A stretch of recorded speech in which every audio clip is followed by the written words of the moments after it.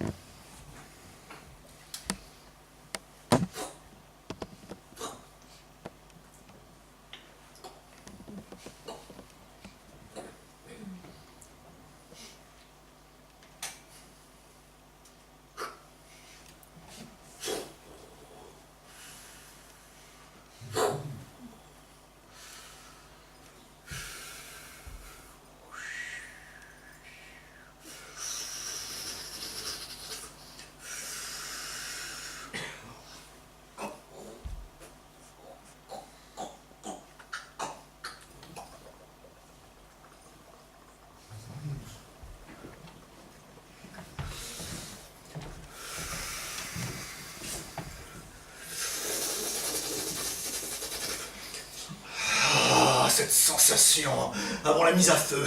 Un vrai délice. Qu'est-ce que vous faites? Je fumais une cigarette. Avec un bidon d'essence? Oui, qu'est-ce qui vous choque là-dedans? Si on n'a plus le droit de fumer une cigarette avec un bidon d'essence et un mec allongé devant nous, je ne vois pas où est le problème. Vous avez répandu de l'essence sur cette personne? Oui, alors j'ai pas fait exprès, elle a trébuché juste au moment où je mettais de l'essence. C'est vrai? Et ce bâillon, et ces ficelles là qui lui attachent les bras? Et figurez-vous que c'est vraiment dégueulasse devant cette forêt.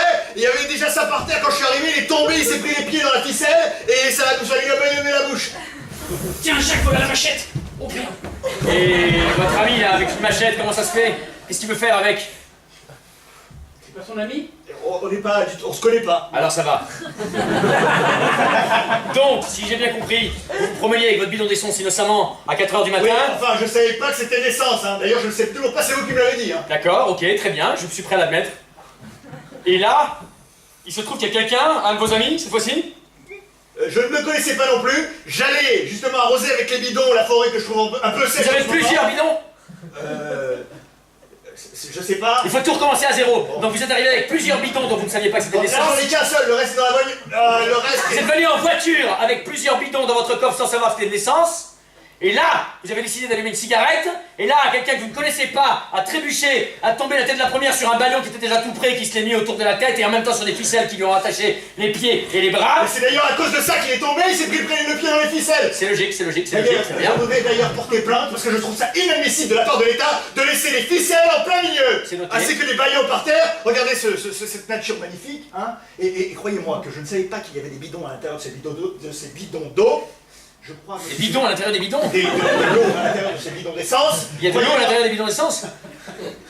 Donc, vous êtes arrivé en voiture avec des bidons dont vous ignorez qu'il y avait de l'essence à l'intérieur mais dans lesquels vous pensez qu'il y avait de l'eau? Oui, d'ailleurs, je ne savais pas que c'était une voiture non plus. Je suis monté, je croyais que c'était un siège qui était devant chez moi. Je me suis assis dedans, il m'a amené ici. Donc, vous êtes monté dans une boîte à roues devant chez vous en vous asseyant avec des bidons d'essence qui ne sont pas les vôtres à l'intérieur mais dans lesquels vous ne saviez pas qu'il y avait de l'essence et dans lesquels il y avait de l'eau. Vous êtes arrivé ici, vous avez croisé le chemin de quelqu'un qui n'est pas votre ami mais qui se trouve avoir une machette.